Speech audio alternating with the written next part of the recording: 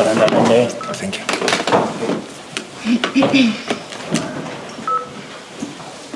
Cool. Alexander, if you want to kick off. Andoni, this is the first ever league double over Arsenal for AFC Bournemouth. You must be over the moon.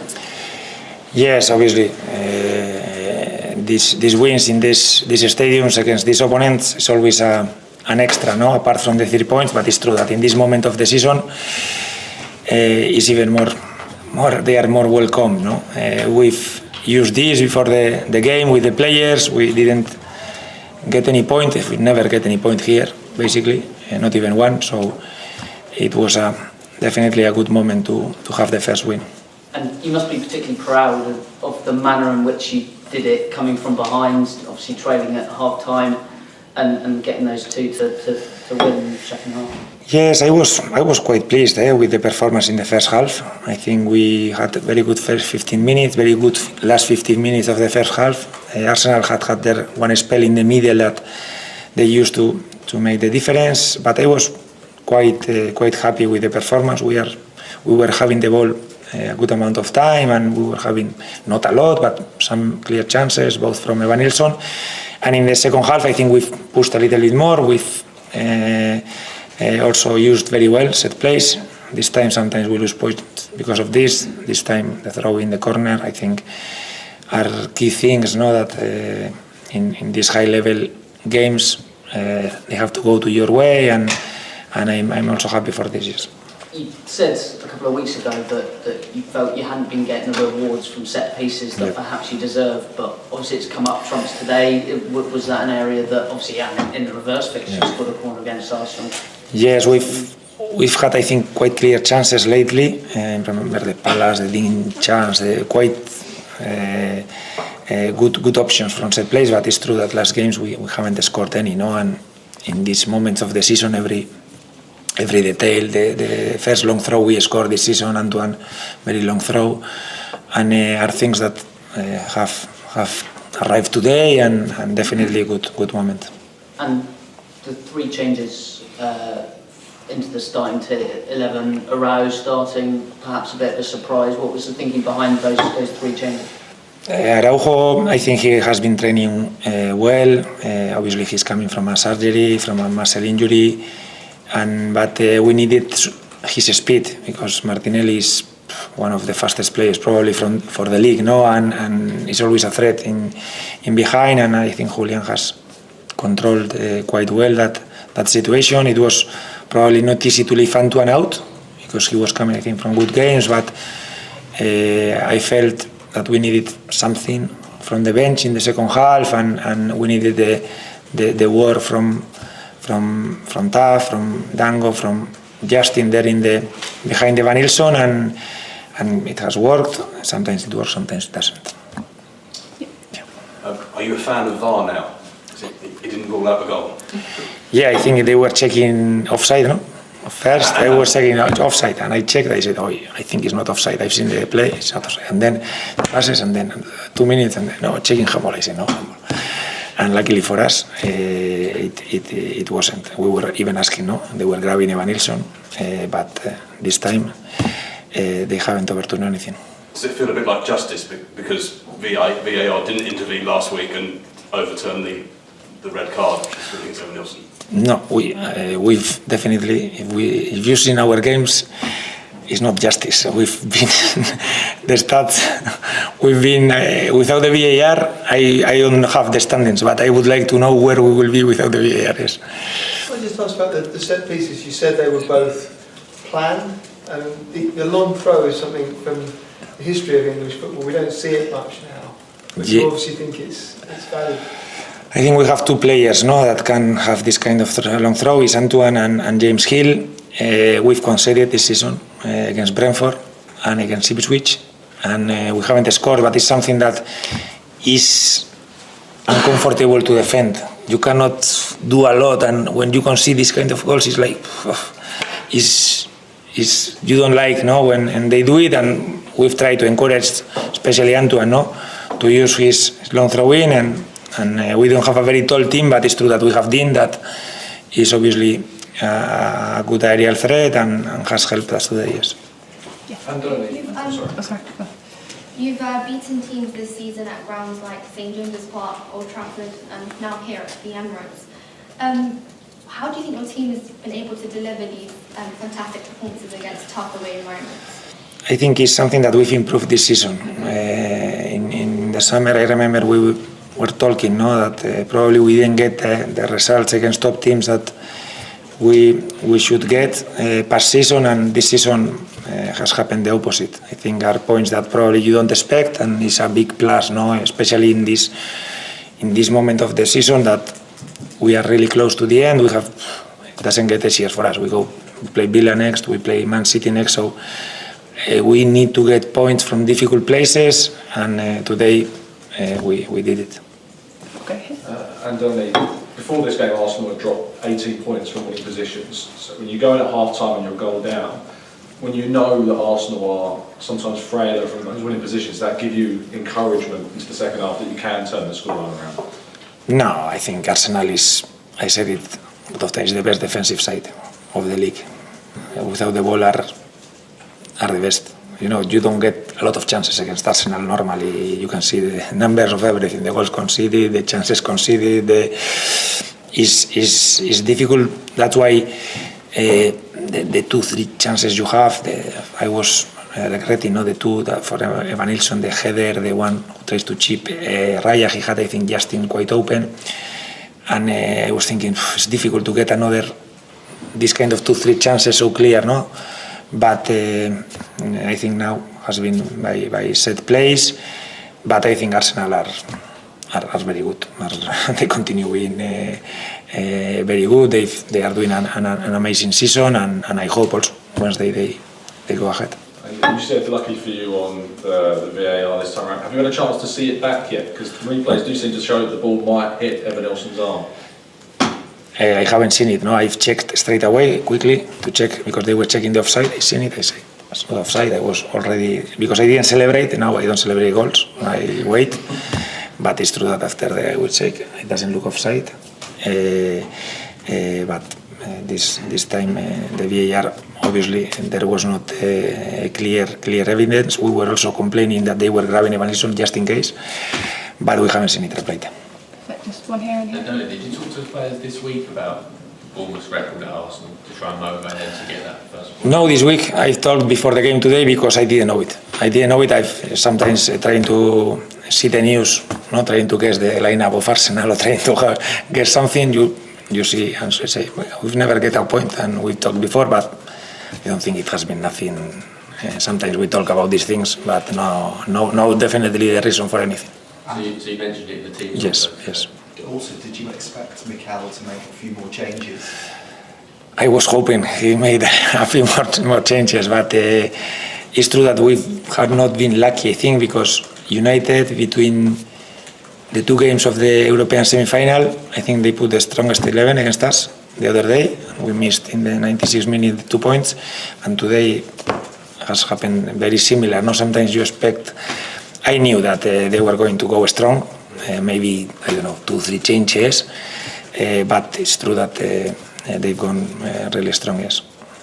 Last one up here. Yeah, Andoni, I have a question for you. You lost against Arsenal, I think, 4-0, one of your first games at Bournemouth. Now you win at the Emirates. I mean, does that epitomize how far the club has come in less than 2 years? Yes, I said it past season. Past season, I think the team that was better than us in both games was Arsenal. I think we lost here 3-0. We were a little bit better here, especially second half. We were close. We scored a disallowed goal. But especially first game we played there, they were much better than us. And I think we've not reduced the gap.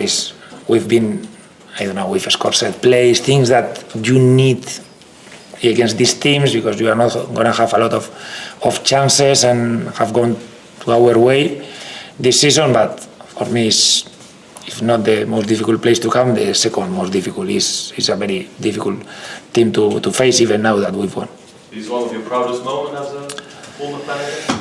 I don't know. We've had good wins with Bournemouth, with Rayo. I think we've had good wins, but it's definitely something that you will not forget, because to win this kind of a stadium is not easy. I think it's the second game they lose all the season in the Premier League here. So it's very difficult. And then the final one, then we'll... That was Evan Nilsson. I believe he's gone into double figures in the league this season. I think that takes him to 10 goals, 12 goals overall. That's some return for him coming in this season and also missing a few games for injury. Yes, Eva has been very good since the beginning. At the beginning, he was playing very well. He was probably not scoring the goals, but we were very happy with him. No, he's someone who today also we've used him in the link-up play, playing a little bit lower than other days, no. And he's good there covering for the ball, finding the wingers after. He was also, I think, regretting the couple of chances he's had in the first half, no, because especially the one who tries to chip, the header was maybe more difficult. But if he plays well, is what we ask. If he scores, much better. But for me, the key is that he helps us without the ball, in the movement behind the defenders, and I think he's doing well. Perfect. Thanks, guys. Thank you. Thank you, Andoni. Well done.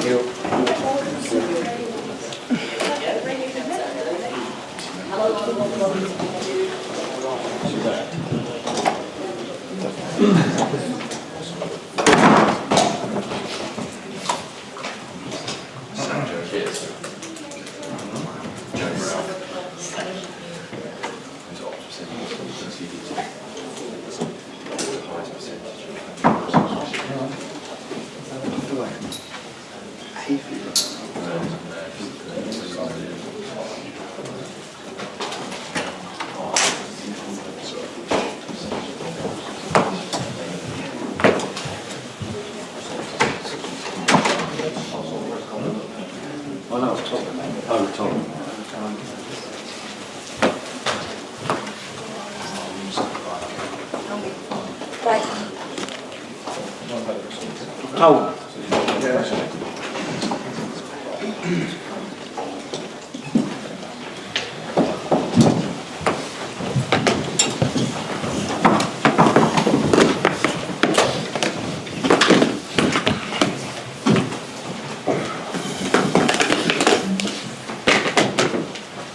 Hi everyone.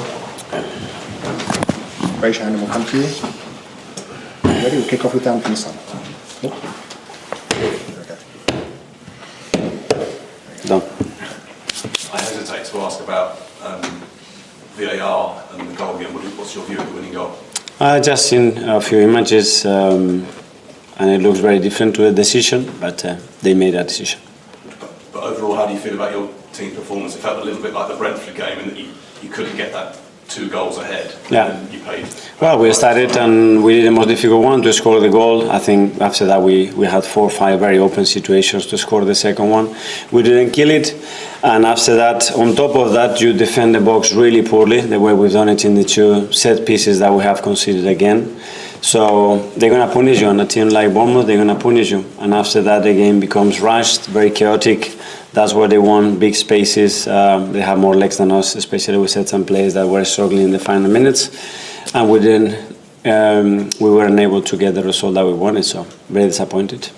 Hi Mikel. I think that's 21 points dropped from winning positions this season. Does that come down to almost losing that momentum, as you mentioned, or just how does that happen so often in one single season? Well, I think every game probably would have a different answer to that. Certainly what happened today is that if you defend the way we done, very few set pieces, but very poorly, in the league you're going to get punished. It doesn't matter if you are ahead or behind in the scoreline.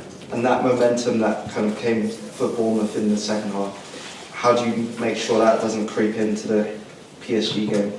Well, we certainly wanted to create it a really good vibe. A positive result will really help us to build what we wanted towards Wednesday. So what we have created now is a lot of rage, anger, frustration, and a bad feeling in the tummy. So make sure that we use that for Wednesday to have a massive performance in Paris, win the game, and be in the final. Tom, Football London. Did you notice that Enrique had rested his whole team today, basically, all apart from Neves? I mean, that's a huge advantage for him, I guess. But you expected that. Well, I don't know. That's not on us. They won the league, so they have the luxury. They haven't the luxury to do that. We haven't, because we still have a lot to do in the Premier League. But we have 4 days, and I'm sure we'll be fully recovered and our best to play the game. Do you still think you have a lot to do in the Premier League? I just wonder if you maybe, worst case, looking over your shoulder a little bit for top 5 now. Well, we have a lot to do, yeah, because mathematically we are not qualified. We haven't earned the right to finish second yet, so we still have a lot to do, yeah. Tom?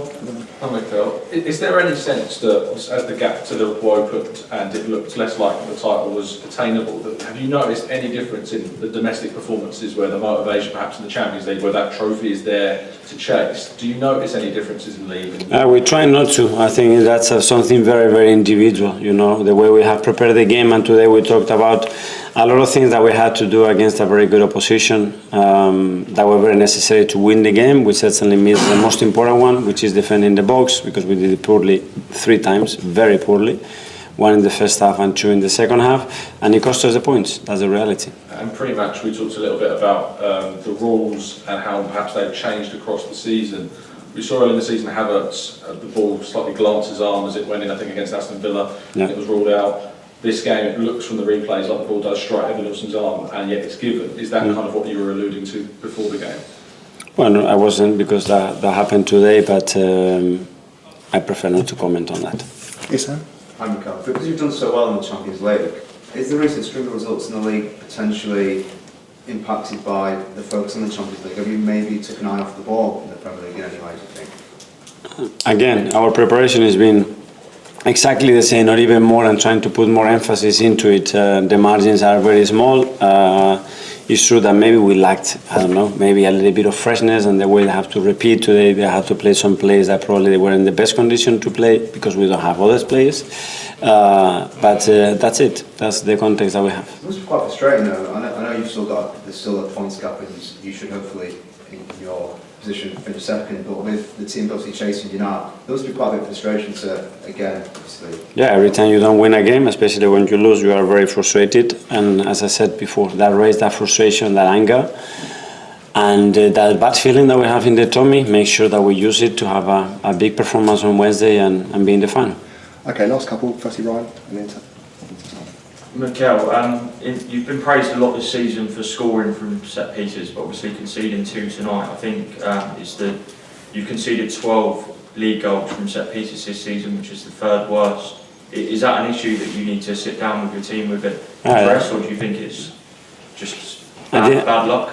Is not only what you score, is the difference in gap that you do between the ones that you score and the ones that you conceded, and we have conceded a lot, and especially recently, which are costing us a lot of points. That's clear, and that's everybody's responsibility. But as well, credit to the opposition. Today they've done it really well. I mean, if somebody is able to throw the ball in the middle of the goal to a guy that is taller than anybody else, and he hits the ball in the back of the net, we really want to do better, but it's difficult.